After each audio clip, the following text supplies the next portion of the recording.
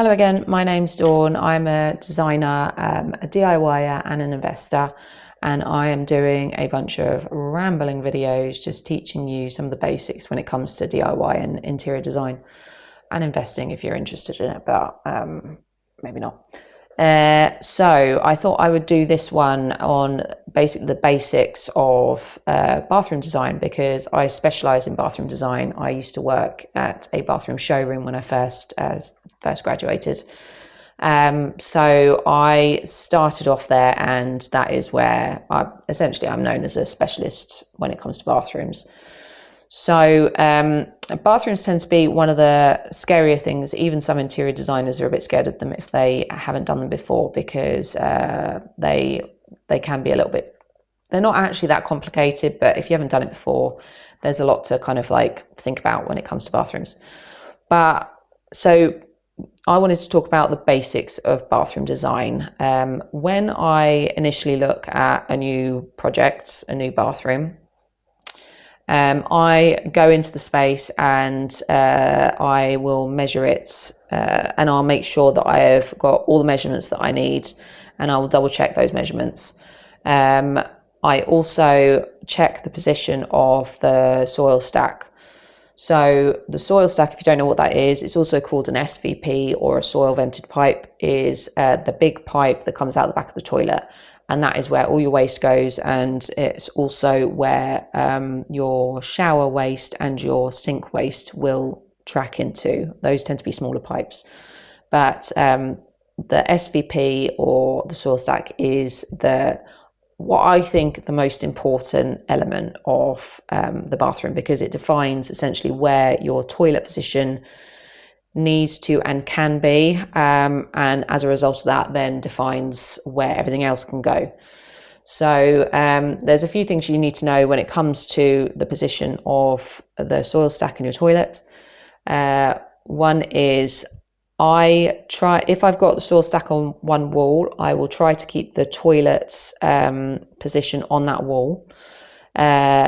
You can't move the toilet too far away from the SVP. There is a certain fall gradient that you need to have from the toilet to it, and that is to make sure that everything flows away correctly. When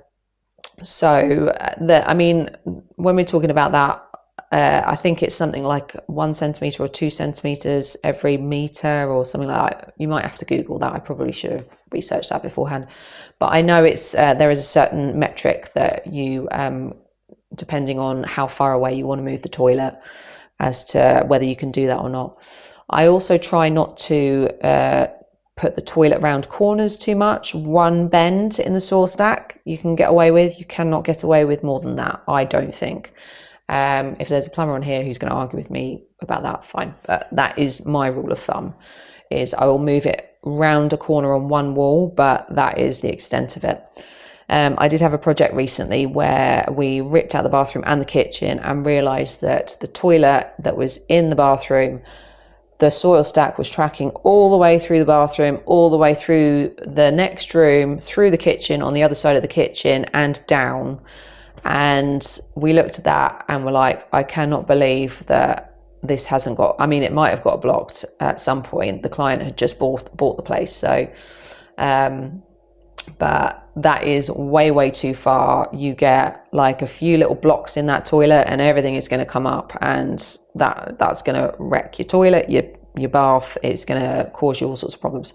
Anyway, gross. Be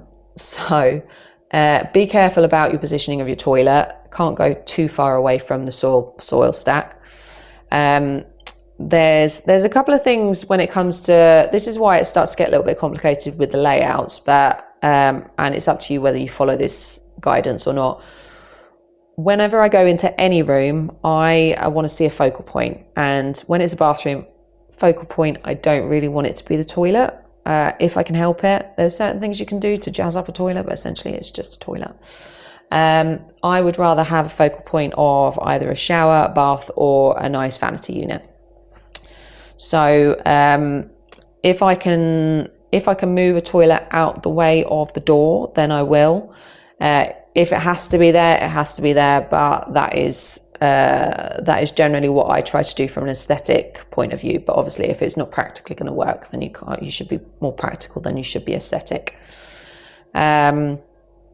So your toilet defines where everything else goes. Once you've got your toilet position, then I tend to start laying out other elements in the bathroom. And one thing to check, if you're working with a client, then you should find out exactly what they want in there.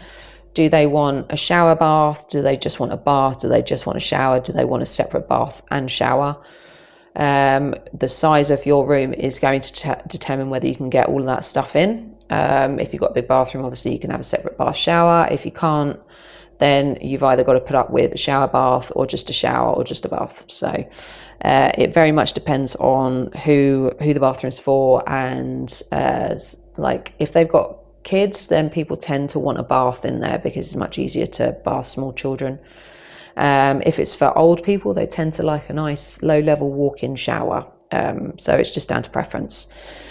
So once you've got your layout defined, another thing is I would get all my measurements for products, things like vanity units, baths, your toilet.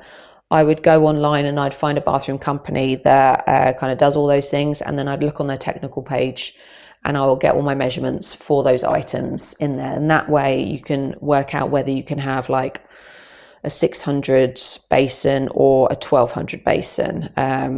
And if a 600 basin is going to be too small for the space, or whether you kind of get the gist. Same with the bath, there's different size baths, and you'll be able to work out what size bath you can get in there. So once I've got my layout, it's quite important, and this is why people tend to use designers to also do elevations. So your elevation is essentially a technical drawing of your wall, each wall, and that is very much for heights and positionings of things, and it's quite important for things like first fix plumbing. And first fix plumbing is where the plumbers come and they put all the pipe work in the wall and they position them correctly on the walls, and that is your first fix. Second fix is where they're putting all your brassware onto it. So first fix plumbing and electrics, your elevations are pretty important.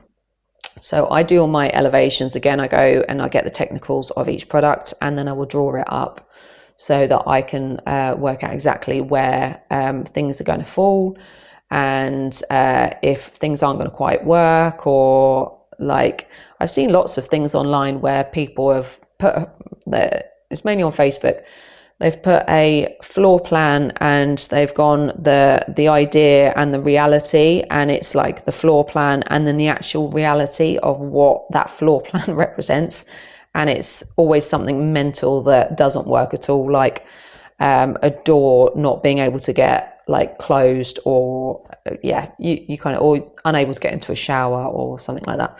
So the elevations help you to kind of overcome all those layout issues that might crop up. When it comes to just to talk about things like products, finding the right products for your bathroom, things like showers. Some people love a walk-in shower. I like as little glass as I possibly can because I hate cleaning, and glass is notoriously bad for cleaning. So I want less glass, less metal fixings on my glass to get rubbish in them. Some people don't like walk-ins, so they don't like single glass panels or wet rooms and things like that, and they want an enclosure. And there are obviously different options when it comes to things like doors. You can have sliders, you can have just normal opening hinge doors, you can have bifold doors, you can have pivot doors, you can have various walk-in glass options. And again, I'd find a company that does all of that, and I'd go and I'd have a look, and then I'd put it on my layout and then my elevations. It's why it's important to do that. If you have like an 800 shower size, you will not be able to find a sliding option for that size. And the reason for that is because you wouldn't be able to walk into it. The size of the shower is just too small. And it's the same for things like where I've had I had a sliding sliding shower door in one room, and then the contractor changed the size of the room, and I could no longer find a sliding shower door option. So I had to go for something like a pivot or a bifold or something like that. So yeah, making sure that you have the correct fittings for the sizes of the rooms and whatnot. Also, like practically when you're working out your layout, you need to make sure that you can actually get out of a shower and you can walk around. I know it sounds really basic me saying this, but people do muck this up when they're starting out. Pretty sure I probably like messed things up and then had someone say that's not going to work when I was first starting out. So yeah, just make sure that practically you can move through it. Doors are opening on the right side or like whatnot. So once you've got your elevations up on the wall, that's where you can start working out the positions of like your first fix, plumbing and that sort of thing. And your plumber knows what to work from. It also means that you can work out whether the heights of things like, say, if you have a toilet under a window, if you've got the technical drawing and you've put that on your elevation and your windowsill is too low, you know that you're going to have to change your toilet. I had that actually happen recently where the client decided to move the toilet to underneath the window, and the toilet, the built-in cistern that I was using was no longer going to work, and I had to find an abnormally short cistern to be able to fit under this windowsill, which was a little bit frustrating and took some time, but hey ho. So elevations, soil stacks, give me a sec, I just need to have a little look. I wanted to talk about lighting. I think my last video was actually about lighting design.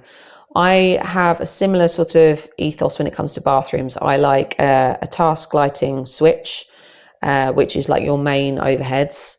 And I like an ambient lighting switch. And that is because I love a bath and I want soft lighting in my bathroom. I don't want to be blinded by like a bunch of downlights.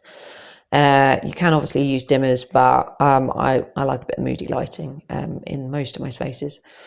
So I will normally do about 2 circuits in a bathroom.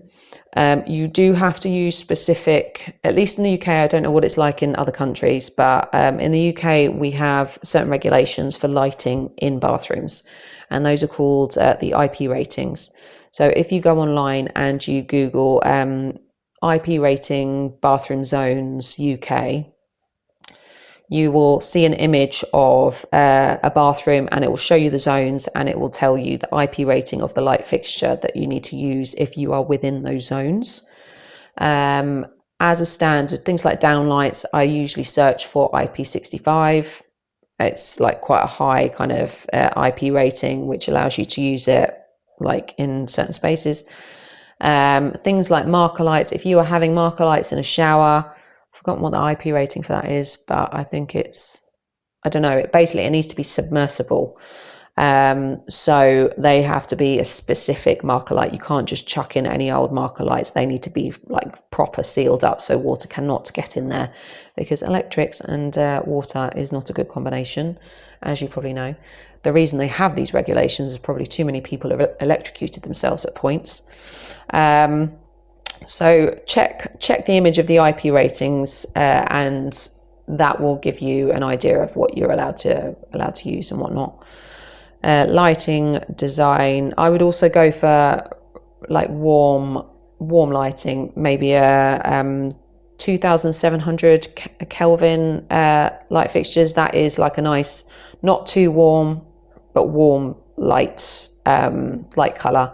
I don't like really, really bright white lights in my bathroom, but that's just my preference.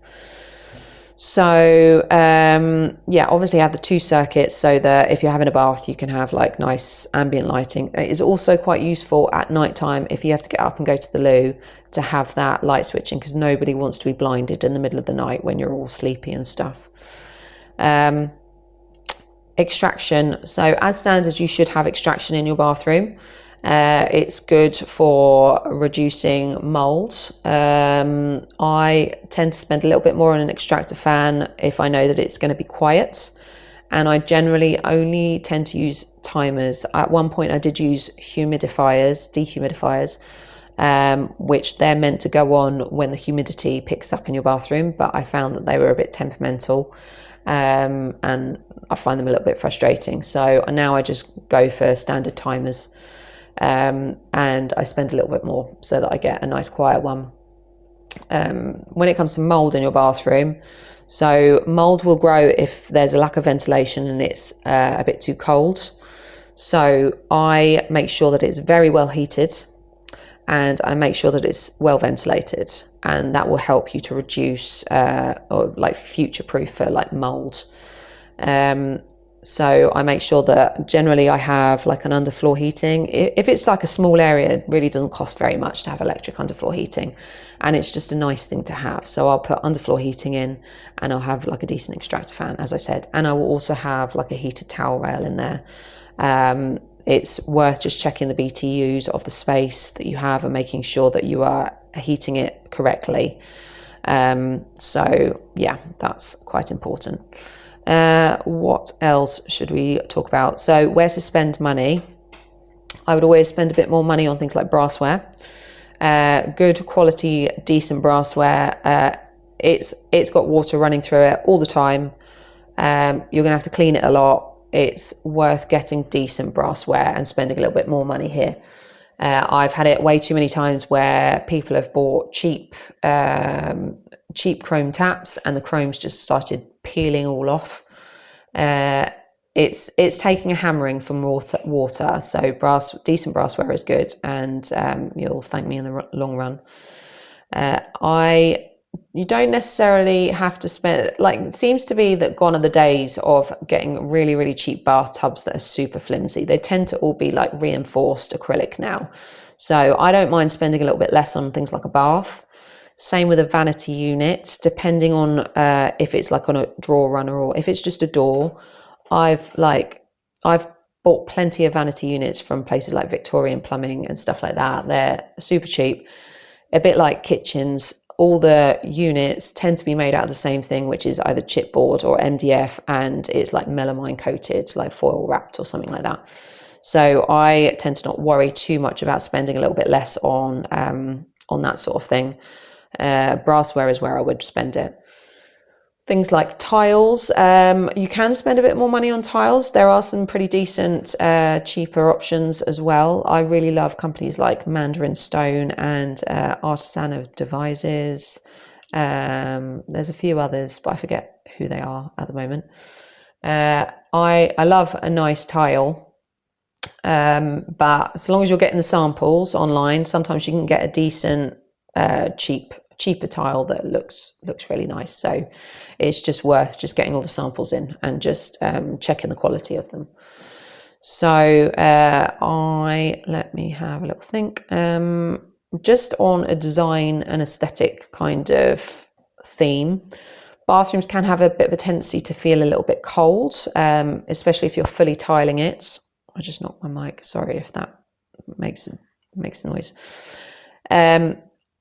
If you're fully tiling a bathroom, then it can be a little bit chilly. So sometimes just making sure that your tile is a bit more of a creamy, or it's got a warmth through it, is important.